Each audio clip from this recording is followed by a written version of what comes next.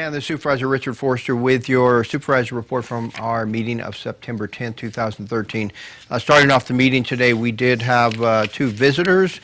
We had Morgan Grazadeh. I hope I didn't slaughter that too bad, but she was the Miss Amador for the 2013 Amador County Fair, and Bailey Lubanko, who was one of the princesses who gave the board some jelly beans in appreciation of the support the Board of Supervisors has shown for the Amador County Fair. And of course, the board is representing all the Amador County when we say thank you to them. So with that, we'll move on to our agenda. First up, we had on the administrative agency the issue of a $1,500 reimbursement to Amador County Recreation Agency.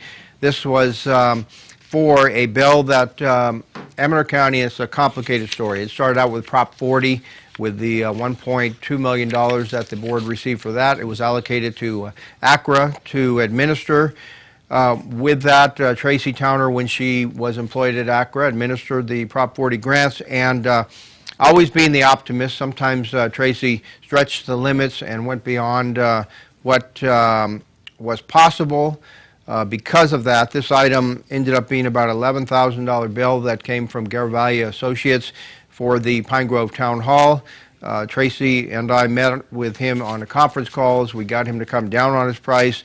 That $4,500 that was left over in the ACRA grant went to that bill, as well as $3,000 from ACRA. $1,500 was put in from Volcano Community Services District. Our county counsel, Greg Gillott, indicated that Quimby Act legislation is very definite on where you can use it.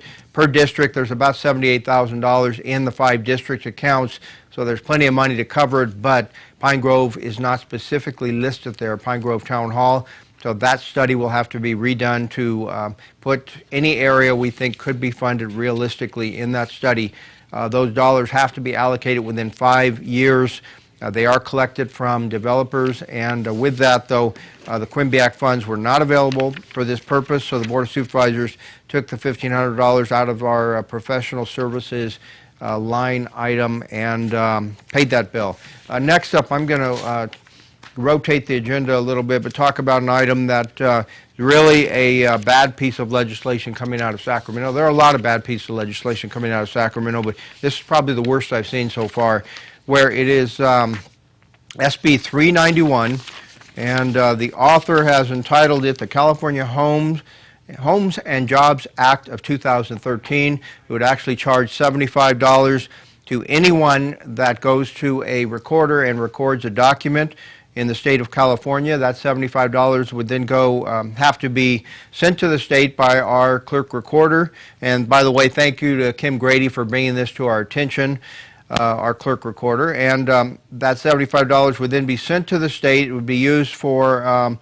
every recording that takes place, and it would go into the Department of Housing and Community Development, California Homes and Jobs Trust Fund. There's nothing that says that the governor cannot use that money for other purposes, which he routinely does with things like the carbon credits, which he borrowed to put into the state budget to fill that gap.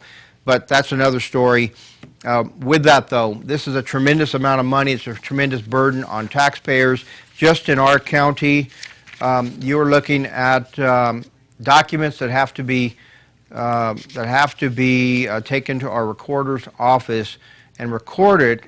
As T. Carnesi indicated yesterday from the recorder's office, what they're afraid of is that people that normally record documents may not record some documents now because of this additional cost. A refinance, the total category, there's 6 areas, everything from deed of trust to reconveyance. The total cost would go from $81 to $531. Refinance from $94 to $619. Who is that going to hurt? It's going to hurt those people out there that are trying to hold on to their houses and that are trying to do the right thing. Foreclosures, $108 to $558. And then we go all the way down the line to mechanics liens, lot line adjustments, construction loans, business loans, child support, and the worst of the worst is death of a spouse. The affidavit of death would go from $13 in Amador County to $88. If that doesn't really rub people the wrong way, I don't know what will. You're hurting those people that really are in a vulnerable position And that goes in that category, death of the spouse, from $56 to $431 in fees to go to a program which, you know, it probably has some merit if the money is collected in the right way. But the way they've done this now would go for affordable housing throughout the state of California. I would say that most of that would go to urbanized areas and not going to benefit Amador County people at all. So we're going to be paying horrendous fees for financing people outside of our county throughout the state. Just the wrong way to do it. I'm sorry to say that Rich Gordon, a former chairman of California State Association of Counties, who we know well is the primary co-author of this bill, we are sending a letter of opposition asking for common sense to prevail from our legislators that don't just represent their areas, they represent the entire state. So we're asking for a little common sense on this issue. Board of Supervisors did talk about traffic studies and what you do in different areas. Every 5 years you have to conduct traffic studies so that you have up-to-date data to support speed surveys, so that when California Highway Patrol gives citations to people in areas where radar is in place, that holds up in court. In these areas that were studied are Climax Road, Sutter Creek Road, Irishtown Road, Kennedy Flat Road, Shake Ridge, Willow Creek, and Fiddletown. The only person to speak to this was a constituent of mine from the Willow Creek area. He talked about clearly the speed limits are too fast.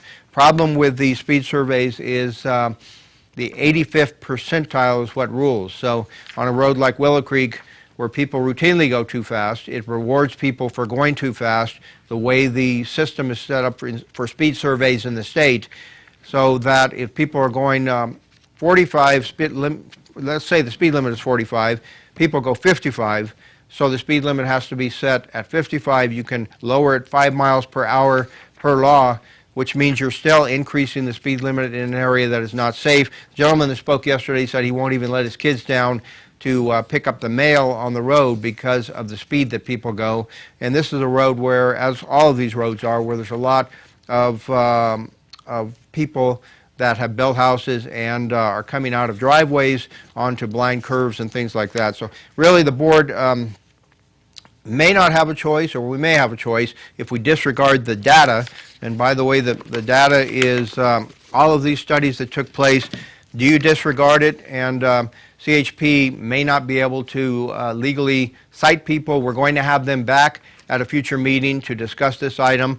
The only other changes that were asked for were some of the road markers changes, but really we need more information from California Highway Patrol to know if we're going to disregard this data. The board did cover its budget yesterday. We do have a balanced budget at this time. We have contingency and carry forward in place. We're still spending more than we're taking in. It is getting better. We're not at the end of the period now of the downturn, but looks like we're going in that direction. 223-6470 if you have any questions for the Board of Supervisors. And with that, this is Supervisor Richard Forster. We are going over to Heather and talk to Lori Webb and Barbara.